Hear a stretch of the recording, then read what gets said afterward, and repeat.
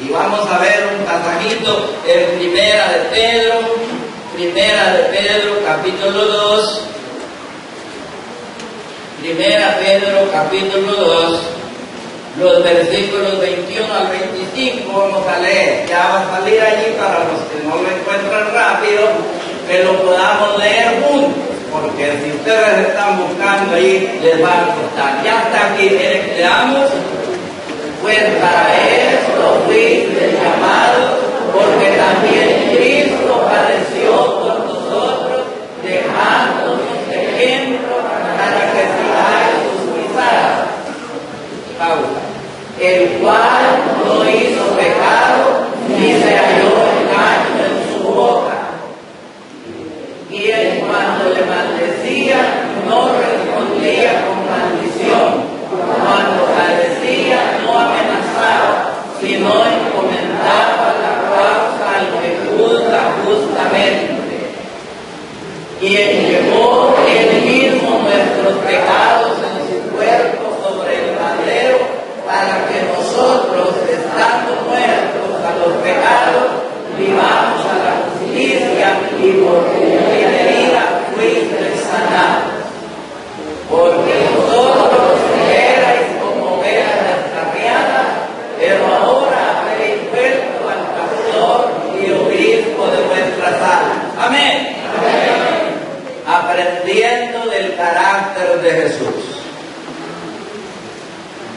Ya lo decíamos, ¿verdad? Cuando venimos a Cristo traemos todo lo de la vieja naturaleza, todo lo del mundo. Y aquí venimos a aprender. Y vamos a ir rápido a esto. Dice que Cristo, el versículo 22, fue sin pecado. Fue sin pecado el Señor. Pero esto es problema para nosotros, ¿verdad? Porque nosotros somos pecadores, ¿verdad? Y a veces nos fijamos solo en los grandes pecados de comisión, de esos vergonzosos, como emborracharse, como meterse con la mujer de otro. Esos pecados parecen escandalosos, pero hay pecados que tal vez no se ven, pero también son pecados. No podemos librarnos nosotros de ser sin pecado. Cristo sí fue sin pecado, decía Hebreos en esta mañana. Pero hermanos, hay algo que tenemos que hacer con el pecado. Yo quiero que veamos el capítulo del pecado. ¿Cuál es el capítulo del pecado, hermanos jóvenes? ¿Cuál es el capítulo del pecado? Hay capítulo de la fe, hay capítulo del amor. ¿Cuál es el capítulo del pecado?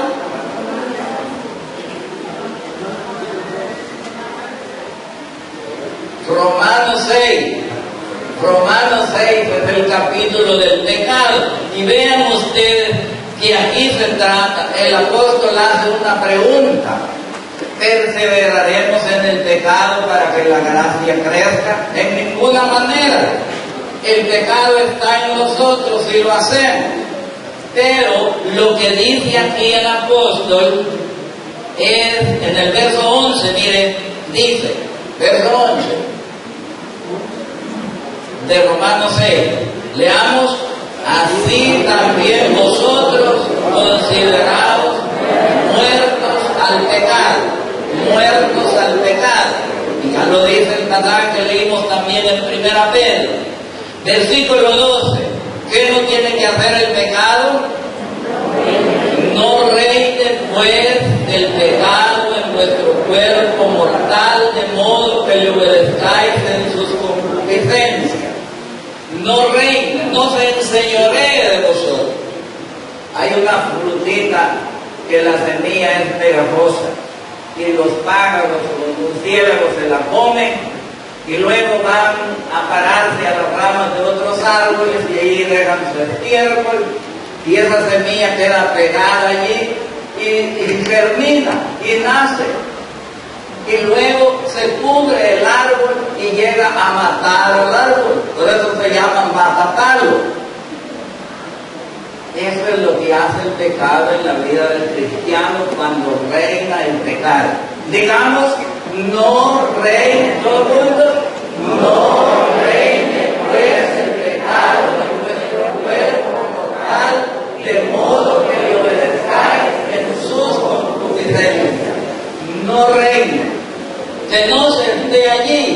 El creyente, el hermano Silas ha estado dando estudios allá a los hermanos de Santa Bárbara. Y hasta preguntaba él cuál es su pecado favorito ahí a las hermanas y hermanos. Y el remedio es confesarlo diariamente, confesarlo. Y uno de los versículos que aprendieron, hermana, de Proverbios, ¿se acuerdan un versículo?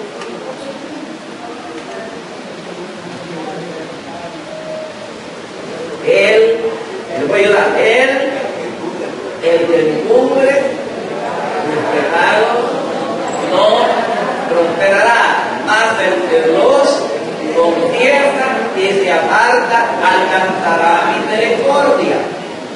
Esa es una de las ventajas del creyente, que puede confesar su pecado para que no se enseñoree de él, que no reine allí, porque de lo contrario va a suceder lo que dice David en el Salmo 32. Mientras callé, se envejecieron mis huesos en mi gemir todo el día. Hermanos, Cristo fue sin pecado, pero nosotros debemos confesar ese pecado y extirparlo. Debemos nosotros cada día hacer eso. Pero otra de las cosas que estamos viendo, que de las virtudes del Señor, allí en el pasaje 1 Pedro 2, es que, versículo 22, ya vimos que Cristo fue sin pecado. ¿Cuál es la otra cosa? En el mismo versículo, no se halló engaño. No se halló engaño en él. Cristo es un engaño. El hermano José Manuel nos predicaba un jueves y hablaba de las imitaciones, de productos, de perfumes, hasta de medicina, y cuánto engaño hay, ¿verdad? Un día, una señora en Apopa estaba vendiendo frijol fresco, y como yo le di envuelta la cabeza, es una hermana, y le compré una libra, y mire, cuando mi esposa vio, porque las mujeres nos engañan, padre, ay, papito, me dijo, aquí ya han metido frijol viejísimo, ni del año pasado, no lo podía partir, y le había echado hasta esponja al frijol la señora. Engaño, en este mundo hay engaño. Yo compré como es un champú parecido al que compraba mi hija cuando trabajaba para la picazón, igualito el frasco, igualito todo, pero cuando saqué un poco era solo un agua teñida con blanco. ¿Cuánto engaño? Y nosotros también engañamos. ¿Cuántos esposos engañamos a las esposas? Obviamente. ¿Cuántas esposas engañan a sus maridos? Un día delante de mí una señora y le habló el esposo y le dijo, ¿a dónde me vino? Y ¿sabe qué le dijo la mujer? Ya voy por la reubicación, eso es allá por Chalate, al día del lago. Y no iba en una 38 para la nueva popa la mujer. Y así le dijo al marido. Hay engaño. ¿Cuántos hijos engañan a sus padres? A una jovencita le habló la mamá y le dijo, ¿a dónde estás, hija? Haciendo un deber, le dijo, y en una casa abandonada estaba con un muchacho, allá en Madre Tierra. ¿Cuánto engaño? Pero Cristo fue sin engaño.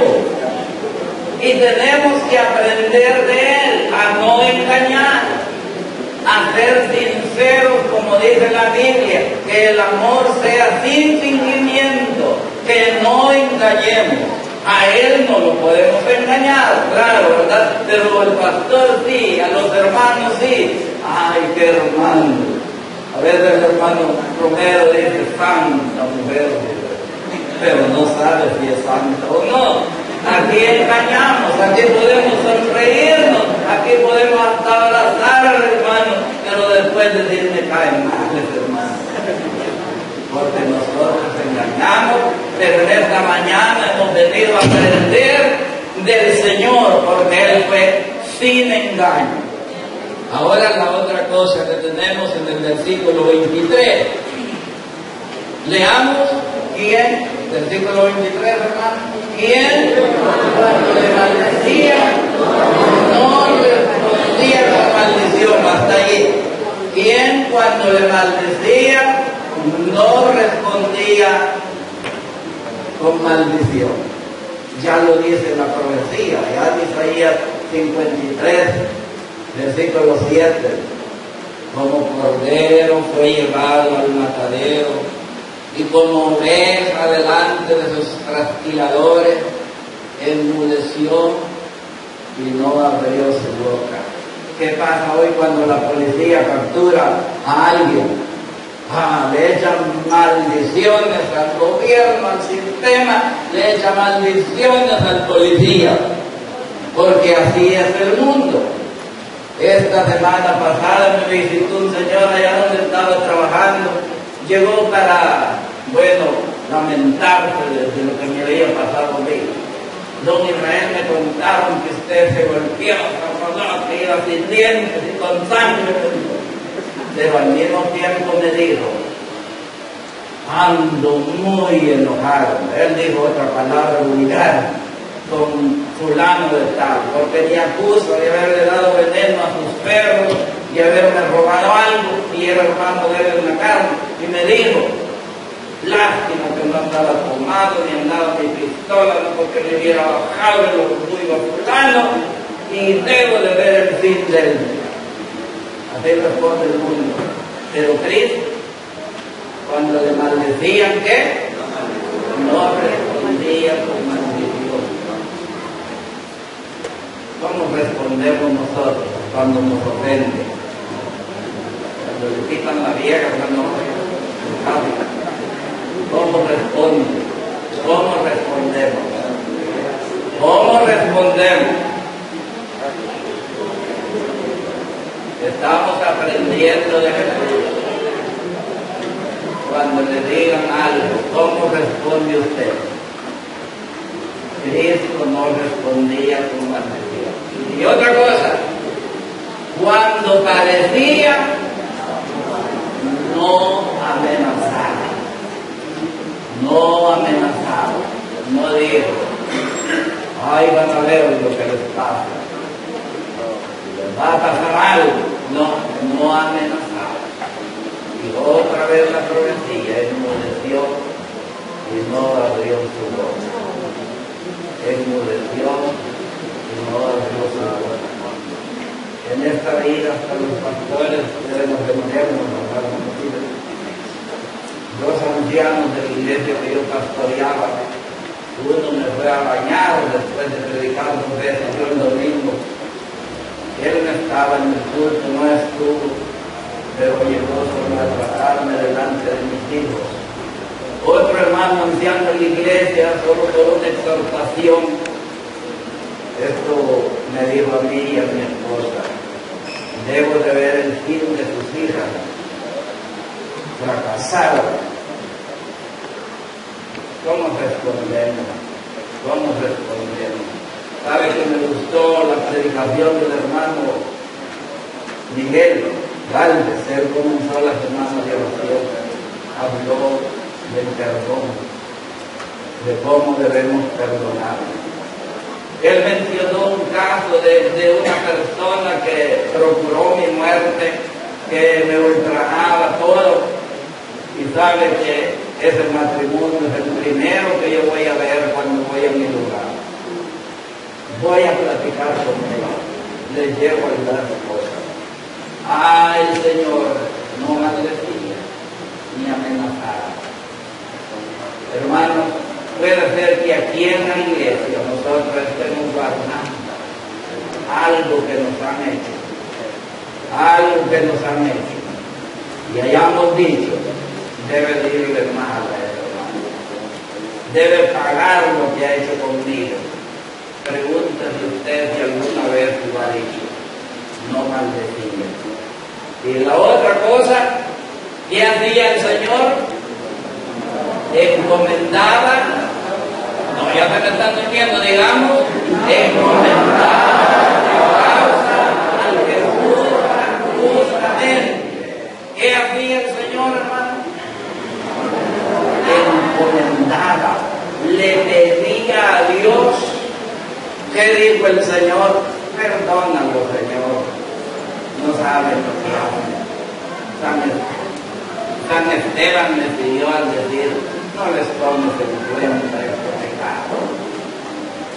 Había un himno en el himnario que tiene el hermano Romero de la vida cristiana. El 127, una de sus estrofas dice: cuando otros te ofendieron, fuiste abraham. Habrás pedido la gracia del Señor para perdonar. Cuando otros te ofendieron, fuiste para orar. Con el corazón herido, de su gracia lo has pedido para perdonar. El Señor encomendó todo lo que estaba haciendo al Señor. Eso debemos de aprender del Señor, ya sea que nos ofendan en el mundo, ya sea que nos ofenda un hermano, encomendarle al Señor, encomendar la causa al Señor, no al que nos ofende. Hay algunos salmos que dice, Señor, que le vaya mal a los impíos. Esto tentaba a veces David, pero no, que lo que el Señor encomendaba era la causa, aquello que le estaban haciendo, encomendar su causa al que juzga justamente. Cuesta, ¿verdad? Cuesta, ¿verdad, hermano Griselda? Se dan ganas de agarrar de las mechas al que nos ofende.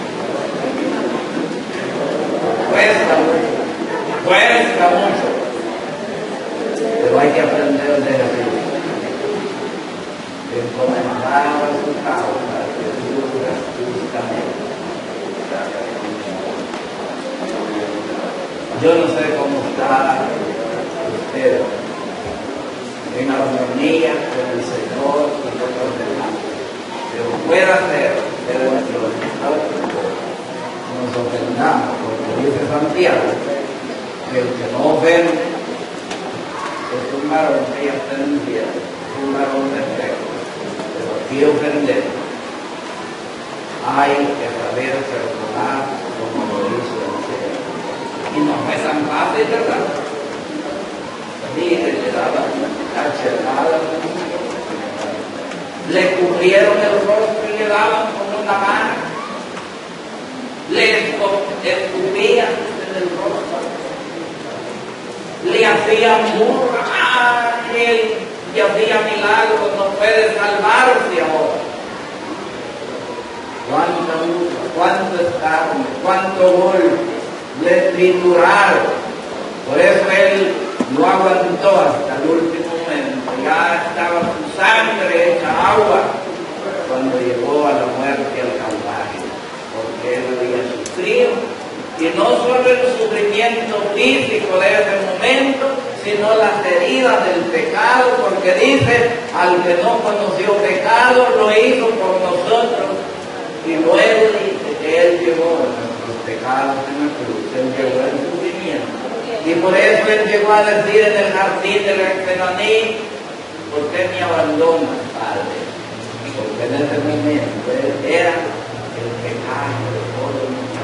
Y sufrió el pecado y sufrió el martirio en la cruz, pero él nos dice, aprended de mí, que soy manso y humilde de corazón. Y hallaréis descanso para vuestras almas. Pero cuántas veces nosotros decimos, yo soy así sin pelos en la lengua, y le digo a cualquiera lo que tengo que decir, eso es orgullo para mí. Yo soy así y así voy a hacer, eso todavía no es yugo, porque el yugo es servidumbre y sumisión. Llevad mi yugo y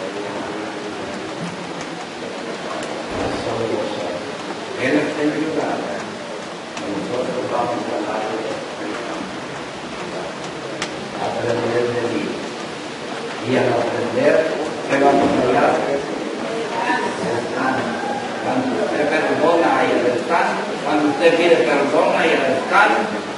Cuando usted confiesa su pecado, hay el descanso. Cuando usted no maldice, hay el descanso. Cuando usted no se enoja, hay el descanso. Y qué bonito es no tener enemigos. Había un libro antes que se llamaba Portales de Esplendor.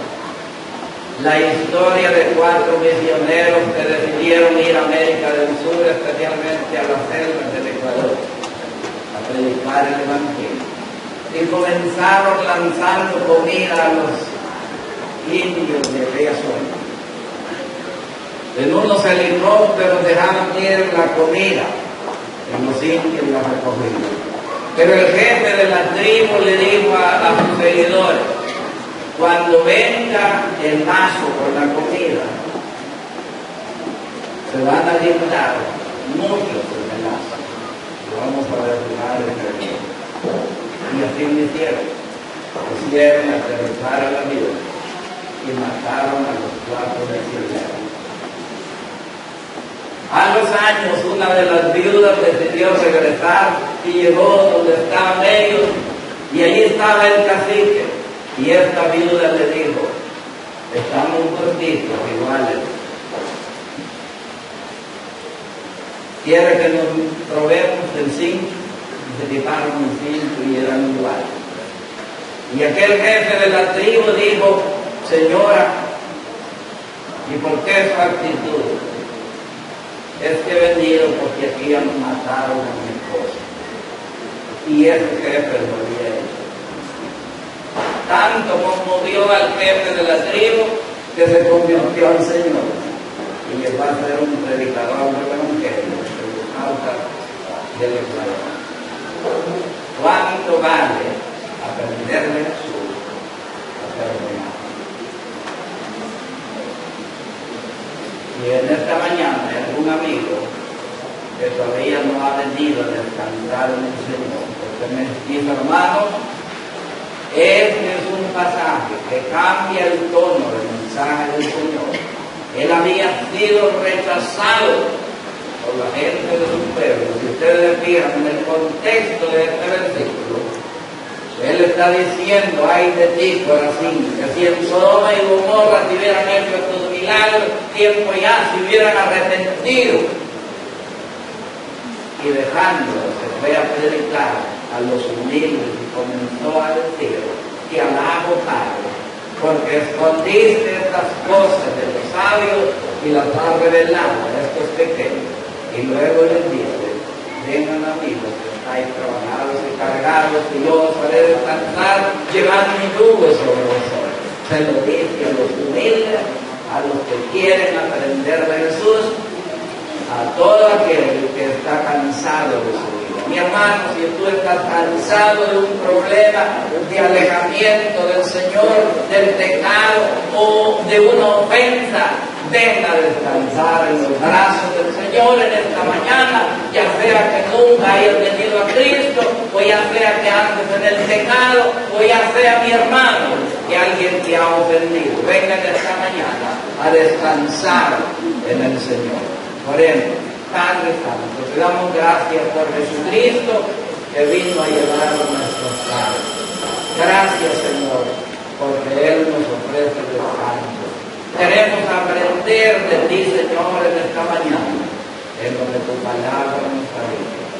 Te pedimos que obres en nuestras vidas para que no haya en nuestra iglesia corazones rencorosos y llenos de sentimiento. Ayúdanos.